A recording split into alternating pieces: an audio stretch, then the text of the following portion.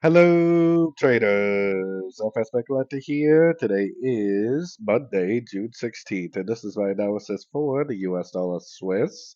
If you haven't done so yet, definitely do check out my free Discord channel, which is linked down here in the corner at the end of the video. And make sure to take a look at my website, fxpipcollector.com. Watch the video on my home screen to learn more. So anyways, on the US dollar Swiss, I mean the monthly is down, the weekly's down, and the daily's down.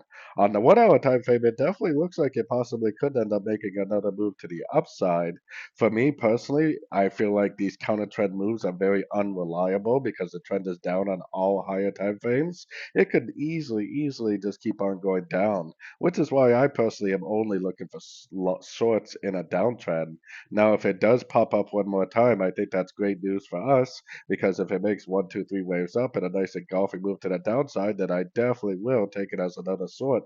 Like I said, if you don't mind counter trend trading, you can try to trade it to the long side, but the safer, better money is definitely trading with the higher time frame trend, which is definitely still down. So anyways, don't forget to like and subscribe, and as always, thank you for watching and happy trading.